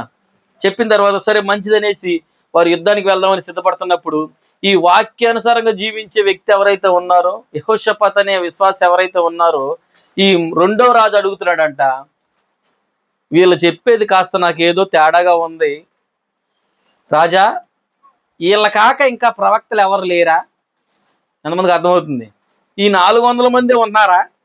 ఈ 400 మంది ఒకే మాట చెప్తున్నారు, వీళ్ళ కాక ఇంకెవరైనా ఉన్నారా అని అన్నప్పుడు అప్పుడు ఆ మొదటి రాజు అహాబు అంటున్నాడంట, ఇదిగో ఒకడు ఉన్నాడులే, వాడు ఎప్పుడు నా కోసం చెడే చెబుతాడు. ఈ 400 మంది పాస్టర్లు పండగలు చేయొచ్చంటే అతనేమంటాడంటే పండగ చేయకూడదు అంటాడు. ఈ 400 మంది ఆ రోజు మంచిది ఈ రోజు మంచిది కాదని చెప్తే అతను అన్ని రోజులు మంచిదే అంటాడు. ఎంతమందికి అర్థమవుతుంది? ఈ 400 మంది క్రైస్తవులకి మాలలు ఉన్నాయి, మైళ్ళు ఉన్నాయి అని అంటే అతను మాలలు లేవు, మైళ్ళు లేవు అంటాడు. ఉన్నాళ్ళే ఒకడు, అతడి కోసం అతను ఎందుకు మనకి ఈ 400 మంది చెప్పారు కదా వెళ్దాంరా అని అన్నాడంట. హల్లెలూయా. సరే మంచిదనేసి అలా అనొద్దు రాజా, అతడి నోటి నుండి కూడా దేవుడు ఏం చెప్తాడో ఒకసారి అతను కూడా పిలిపించండి. అతను కూడా వచ్చి దేవుడు చెప్తుంది, సెలవిచ్చింది మనకు చెప్తాడు రాజా అన్నప్పుడు సరే మంచిది అనేసి అతను పిలిపించడానికి సైనికులు ఇద్దరిని పంపించాడంట. ఈ సైనికులు వెళ్ళారు. ఈ సైనికులు వెళ్తున్నప్పుడు అతను తీసుకొస్తున్న అతని పేరు మీకా. ఇంకొక ప్రవక్త పేరు ఏం పేరు? ఇంకో పాస్టర్ పేరు ఏం పేరు? మీకా. ఈ 400 మంది ప్రవక్తలు చెప్తున్నారు. ఈ 400 మంది చెప్పింది కాక ఇంకెవరైనా ఉన్నారా అంటే ఒకడు ఉన్నాడులే అని చెప్పి అతన్ని పిలిపించమంటే మీకాని పిలిపిస్తుంటే ఈ సైనికులు వెళ్ళి వస్తా ఉన్నప్పుడు మీకాని కుడివైపు ఒక సైనికుడు, ఎడమవైపు ఒక సైనికుడు ఉండి చెప్తున్నాడంట, ఇదిగో మీకా, రాజుగారి దగ్గర ఎంతమంది ఉన్నారు? 400 మంది ఉన్నారు, జాగ్రత్త. 400 మంది ఒకేలా ప్రవచిస్తున్నారు, ఒకే విధంగా ప్రవచిస్తున్నారు. వారి మాటకి నీ మాట కూడా అనుకూలంగా కలిసేటట్టు నువ్వు చెప్పకపోతే బాగోదు, జాగ్రత్త అన్నాడంట. ఇప్పుడు మీకేమన్నాడంటే, యెహోవా జీవంతోడు, దేవుడు ఏదైతే నాకు చెప్తాడో, బైబిల్ గ్రంథంలో ఏదైతే ఉందో, దేవుని వాక్యం ఏదైతే ప్రకటించమంటుందో, ప్రభు ఏదైతే చెప్తున్నాడో అదే నేను చెప్తాను. నేనేది కల్పించి చెప్పను, లేనిది చెప్పను. హల్లెలూయా. నేను ఉన్నది ఉన్నట్టే చెప్తాను అన్నాడంట. ఎంతమందికి అర్థమవుతుంది? కొన్ని క్షణాల్లో మనం ముగించుకుందాం. లేనిది చెప్పను, నేను ఉన్నది ఉన్నట్టే చెప్తాను, యెహోవా సెలవిచ్చిందే నేను చెప్తాను అన్నాడంట. సరే మంచిది. ఇప్పుడు ఇద్దరు రాజులు ఏం చేశారంటే, ఇద్దరు సింహాసనాల మీద కూర్చుని ఈ మీకా పాస్టర్ గారి కోసం, ఈ మీకా ప్రవక్త కోసం ఎదురు చూస్తున్నారంట. అతను వచ్చి ఏం చెప్తాడా, మనం ఏం చెయ్యాలి ఇప్పుడు? ఈ 400 మంది ఈ లోపు ఏం చేసిందంటే, ఈ రాజుగారు పంపించిన సైనికులు ఆ మీకా ప్రవక్త గారిని, పాస్టర్ గారిని తీసుకొచ్చే టయానికి ఈ 400 మందిలో ఒకళ్ళు లేచాడంట పైకి. ఒకళ్ళు లేచి ఒక ఇనప కొయ్యని తయారు చేసి దానికి 2 త్రిశూలాలు లాంటివి పెట్టి ఒక వ్యక్తి దగ్గరకు వచ్చి పొడుతున్నాడంట, రాజా నీవు ఆ ఊరి మీదకి యుద్ధానికి వెళ్ళి ఇదిగో అక్కడ ఉన్న సైన్యాన్ని ఏం చేస్తావో తెలుసా, ఇలా పొడిచి పొడిచి పొడిచి రాజుగారిని చంపి ఆ రాజ్యాన్ని నువ్వు స్వతంత్రించుకుంటావు, ఆ రాజ్యాన్ని నువ్వు సంపాదించుకుంటావు. యెహోవా ఇలాగ సెలవెత్తున్నాడు అన్నాడంట. ఎవరు సెలవెత్తున్నాడు? దేవుడు సెలవెత్తున్నాడు అన్నాడంట. హల్లెలూయా. సరే మంచిది, సంతోషంగా ఉన్న రాజా, చూసావా ఇక్కడ 400 మంది ఒకే మాట చదువుతున్నారు, ఇలా మనం చంపుతామంట రాజా అని చెప్పినప్పుడు, సరే ఆగు, మీకా కూడా రావాలి కదా, ఇంకొక అతని కోసం మనం పంపించాం కదా, అతను వచ్చి ఏం చెప్తాడు అనేసి ఈ యెహోషాపాతు 2వ రాజు అన్నాడంట. సరే 2వ రాజు చెప్పినట్లుగానే మీకా వచ్చాడు.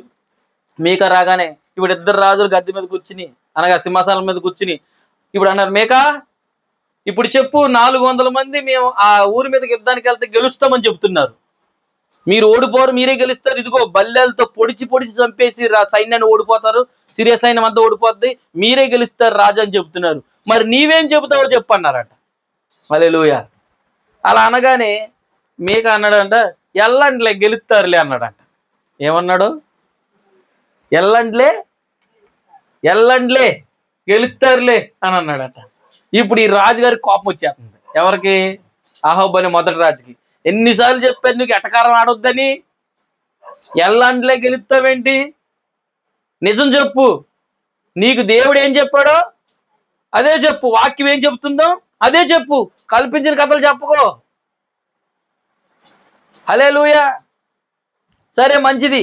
ఇప్పుడు ఆ మీకా అన్నాడంట, ఏమన్నాడంటే, ఇదిగో నిజం చెప్పమన్నారు కాబట్టి నేను చెప్తున్నాడు, యెహోవా జీవంతోడు, యెహోవా ఇలాగ సెలవిస్తున్నాడు, రాజా అహాబు, నువ్వు ఆ ఊరికి గారి యుద్ధానికి వెళ్తే అక్కడ చచ్చిపోతావు, మళ్ళా ఊరికి తిరిగి రావు నువ్వు, అంతేకాదు నీ రక్తాన్ని కుక్కలు నాకేస్తాయి, నువ్వు అక్కడ చచ్చిపోతావు. ఎంతమందికి అర్థమవుతుంది? 400 మంది ఏమంటున్నారు? ఎల్లండి రాజా, గెలుస్తావు, ఆ రాజు చచ్చిపోతాడు అంటున్నారు. కానీ ఈ ఒక్కడొచ్చి ఏమంటున్నాడు? వెళ్తే వాళ్ళు గెలుస్తారు రాజా, నువ్వు చచ్చిపోతావు. ఇప్పుడు చూడండి, ఎవరు మాట వినాలి? ఇప్పుడు ఆ టైంలో అక్కడ మనం ఉంటే, లేక నువ్వు ఉంటే ఒకసారి ఆలోచించు. 400 మంది చెప్పిన మాట వింటావా, ఒక్కరు చెప్పిన మాట వింటావా? నాకు సమాధానం చెప్పాలి. 400 మంది చెప్పిన మాట వింటావా, ఒక్కరు చెప్పిన మాట వింటావా? 400 మంది చెప్పిందంట, అతను కూడా అదే చేసాడు. ఈ మీకా చెప్తుంటే వినల్లా, ఈ 400 మంది చెప్పేదే వింటున్నాడు. హల్లెలూయా. సరే మంచిది. అలా జరిగిన తర్వాత ఏమైందంటే, వద్దని చెప్పాడు. వెళ్ళొద్దు, మీరు చచ్చిపోతారు రాజా, వద్దు అని అంటే, ఒరే ఎవరున్నారు అక్కడ, వీడిని తీసుకెళ్ళి ఆ చెరసాల వేసి మేము వచ్చిన దాకా నీళ్లు అన్నం పెట్టకండి అన్నాడండి. ఎవరిని? నిజం చెప్పినోడికి. నువ్వు వెళ్తా చచ్చిపోతావు, నీ ప్రాణం కాపాడుకోవడానికి ఇక్కడే ఉండు అని చెప్పినోడికి, నిజం చెప్పినోడిని ఏం చేశాడు? చెరసాల్లో వేసామన్నాడు అన్న. హల్లెలూయా. చెరసాల్లో వేసామంటే సరే మంచిదని చెరసాల్లో వేయటానికి తీసుకెళ్ళినప్పుడు మేము వచ్చిన తర్వాత నీ పని చెప్తామనేసి ఆ రాజు అంటే, అప్పుడు మేక అంటున్నాడంట, రాజా అసలు నువ్వు వస్తేనే కదా చెప్పడానికి, నా పని. సరే నీ పని చెప్తానని చెప్పి ఇద్దరు రాజులు యుద్ధానికి వెళ్ళిపోతున్నారు. యుద్ధానికి వెళ్ళిపోయిన తర్వాత అసలు ఏం జరిగింది అనేసి మేక అని ఆ రాజులు అడిగితే వివరంగా అప్పుడు చెప్తున్నాడు. ఏమనంటే, ఇదిగో పరలోకం నేను ప్రార్థన చేశాను, నువ్వు నా దగ్గరికి సైనికులు పంపించావు కదా, అయ్యా రాజుగారు నా దగ్గర పంపిస్తున్నాడు, మరి నువ్వేం చెప్తావో చెప్పు, నేను రాజుకి చెప్పాలి ప్రభు అని నేను యెహోవాని అడిగినప్పుడు నాకు యెహోవా ఒక దర్శనాన్ని చూపించాడు, ఒక కళ చూపించాడు. ఏంటి ఆ కళ అంటే, ఆయన సింహాసనం ఇలా వేయబడి ఉంది, కుడి పక్కన దేవదూతలు ఉన్నారు, ఎడం పక్కన దేవదూతలు ఉన్నారు. ఈ దేవదూతలు ఉంటే దేవుడు అంటున్నాడు, ఇదిగో రామోత్ గిలాత్ అనే ఊరికి ఆ అహాబు రాజుని పంపించాలి.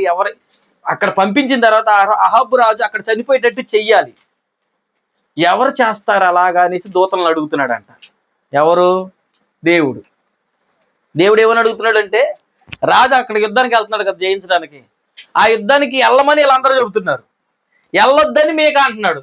వెళ్తే చచ్చిపోతావు అనేసి మేక చెబుతున్నాడు. వెళ్తే సావని 400 మంది చెబుతున్నారు. ఇప్పుడు ఈ డిస్కషన్ అంటే ఎక్కడ జరుగుతుంది? పరలోకంలో ప్రభు దేవుడు అంటున్నాడంట, మేక పరలోకంలో అహాబుని ఎలాగైనా ఆ ఊరికి పంపించాలి, అహాబుని మాయ చెయ్యాలి, మాయ చేసి ఆ ఊరికి వెళ్ళేటట్టు చెయ్యాలా. ఆ ఊరికి వెళ్ళిన తర్వాత అక్కడ అహాబు చచ్చిపోవాలి. అది ప్లాను. ఎవరు చేస్తారు? దూతలని దేవుడు అడుగుతున్నాడట. దూతల్ని అక్కడే ఉంటది రాజుల గ్రంథంలోనే. అడుగుతుంటే ఒక దూత వచ్చి, నేను వెళ్తాను ఇలా చేస్తాను అంటే ఇంతలో ఒక ఆత్మ వచ్చిందంట మధ్యలోకి. ఆమెన్ చెప్తారా? చెప్తారో నోరులు తెలుసు. ఆమెన్. హల్లెలూయా.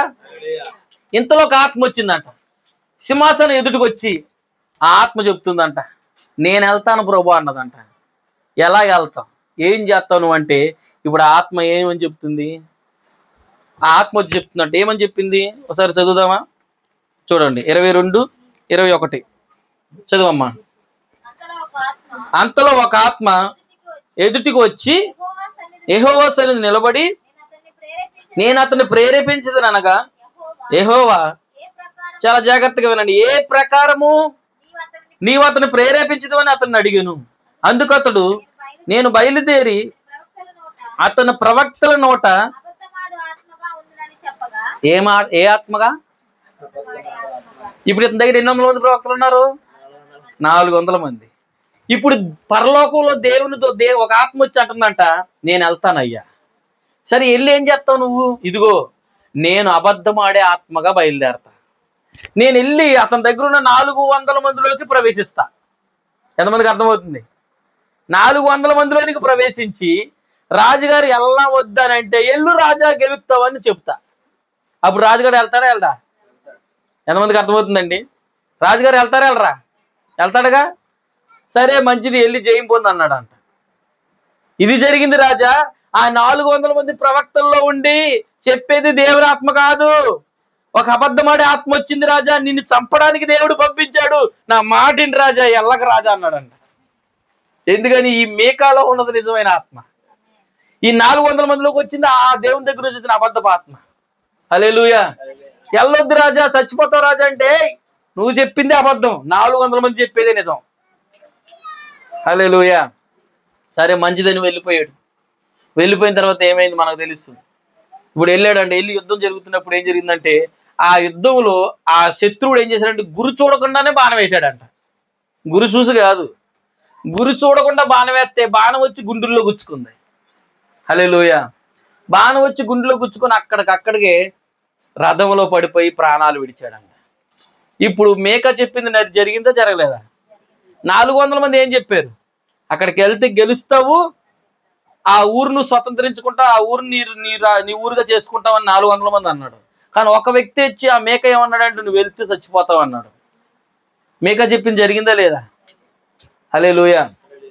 దేవుని మహిమ కలుగును గాక. చూడండి సహోదరులారంటే, అతడు దేని నమ్మాడంటే, ఆ 400 మంది చెప్పిన మాటనే నమ్మాడు, కానీ ఆ ఒకడు చెప్పే మాట నమ్మలేకపోయాడు. కారణం ఏంటంటే అతని పునాది ఎలా ఉందంటే బలహీనంగా ఉంది. వాక్యం మీద లేదు, విశ్వాసంతో లేదు. సహోదరి సహోదరుడా, ఈరోజు బైబిల్ వాక్యం ఏం చెప్తుంది, దేవుడు వాక్యం ఏం చెప్తుంది, లోకం ఏం చెప్తుంది, లోకంలో ఉన్న సేవకులు అనేక మంది ఏం చెప్తున్నారు, బైబిల్లో ఉన్నది చెప్తున్నారా, బైబిల్లో లేనిది చెప్తున్నారు. ఈరోజు నువ్వు గ్రహించాలి. ఎందుకంటే తెస్సలోనిక 2 9, 11, 10 చెప్తున్నాడు. ఏం చెప్తున్నాడు అంటే దేవుడు అబద్ధమాడే ఆత్మలు లోకంలోనికి పంపించాడు. వారు సత్యాన్ని నమ్మట్లేదంట. అందుకని అబద్ధము నమ్మినట్లు దేవుడు వారిని మోసం చేస్తున్నాడు. ఏం చేస్తున్నాడు? అబద్ధం ఆడినట్లుగా మోసం చేసే శక్తిని దేవుడు వారికి ఇస్తున్నాడంట. 400 మందికి మోసం చేసే శక్తిని ఇచ్చాడా? అబద్ధం ఆడమని ఆత్మనిచ్చాడా? ఈరోజు సేమ్ అదే ఆత్మ మరలా ప్రపంచంలో తిరుగుతూ ఉంది, క్రైస్తవంలో తిరుగుతూ ఉంది. ఈరోజు బైబిల్లో లేని బోధలు, బైబిల్లో లేని ఆచారాలు, బైబిల్లో లేని సిద్ధాంతాలు, వాక్యం లేని అనేకమైన భూమి మీదకి వచ్చాయి.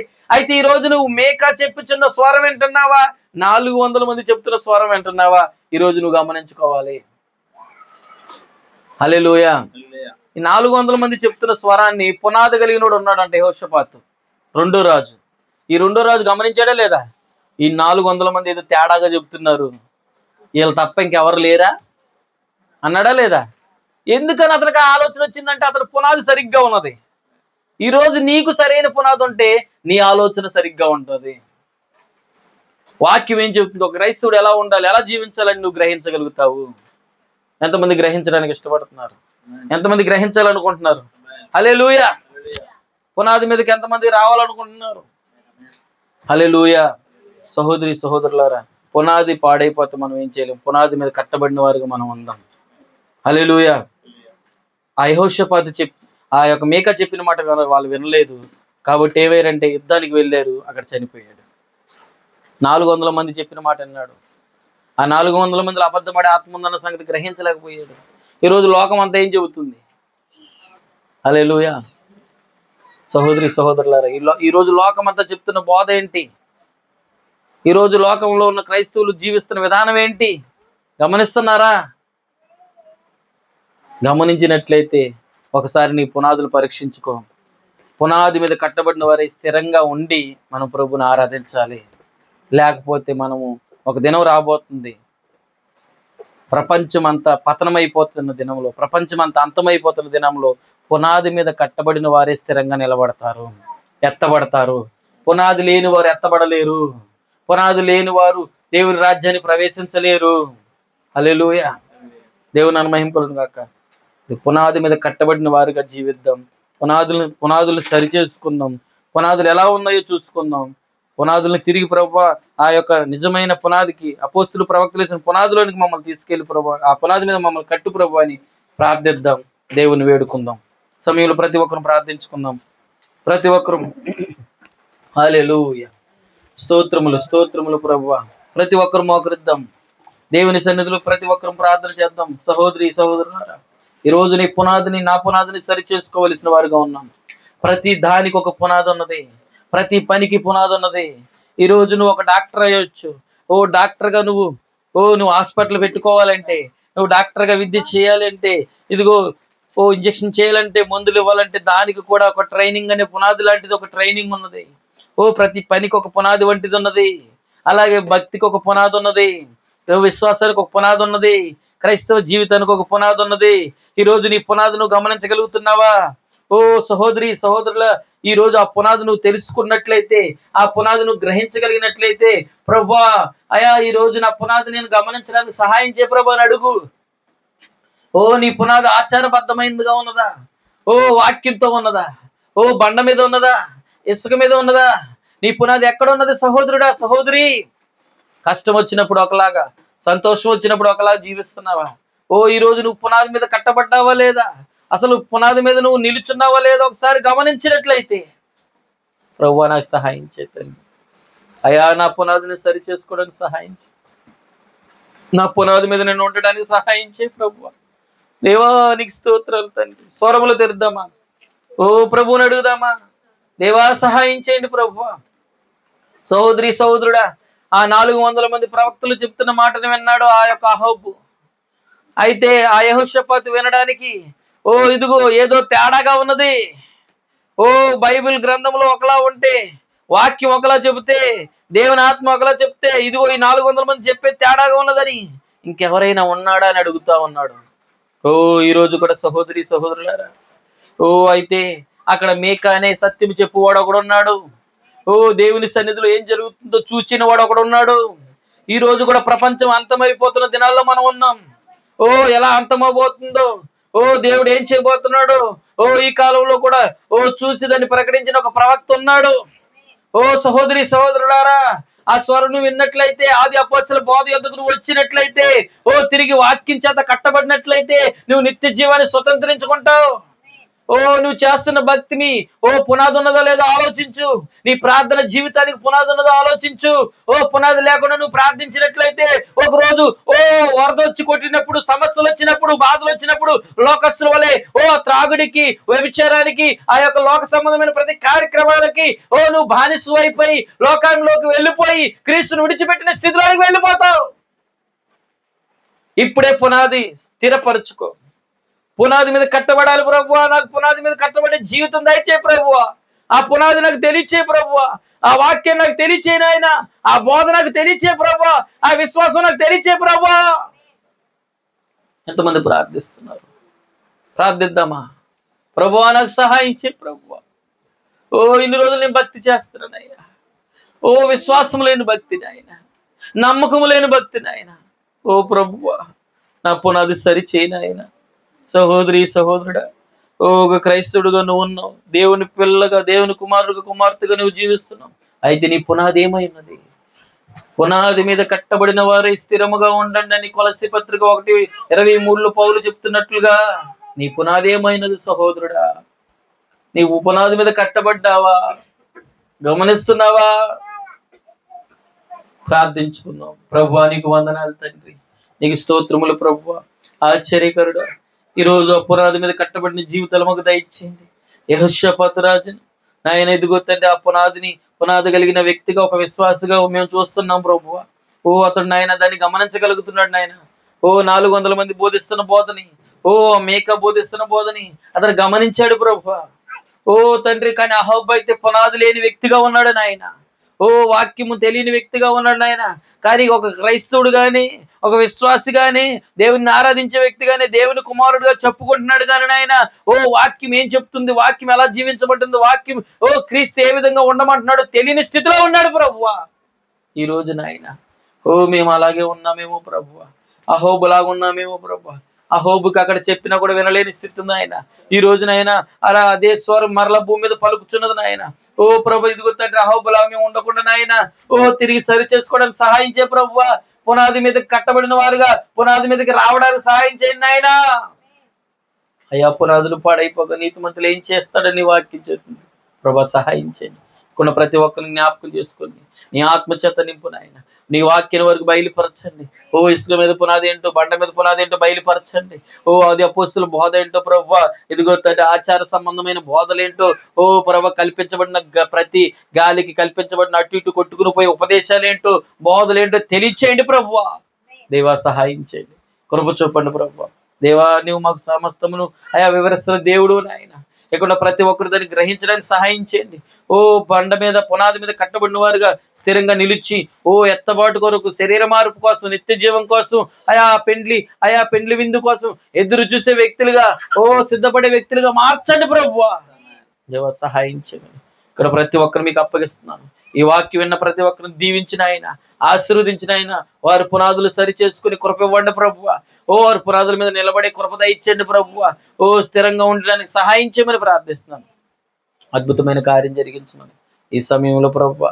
ఇక్కడ వ్యాధిగ్రస్తులు స్వస్థపరచండి, ప్రతి బలహీనత నుంచి విడిపించండి. యేసుక్రీస్తులో ఆరోగ్యం దయచేయండి ప్రభా. సమస్యల నుంచి విడిపించండి ఆయన, ఇబ్బందుల నుంచి విడిపించండి ఆయన. నీ కృప దయచేయమని, నీ కాపుదల దయచేయమని, ఇంతవరకు మీరు మాకు తోడుగునందుకు స్తుతులు స్తోత్రాలు చెల్లిస్తూ వందనాలు చెల్లించుకుంటూ ప్రభువును పరిశుద్ధుడు గొప్ప దేవుడైన ప్రభు అయిన యేసుక్రీస్తు నామమున అడిగి వేడుకుని ప్రార్థిస్తున్నాం తండ్రి. ఆమేన్, ఆమేన్, హల్లెలూయా.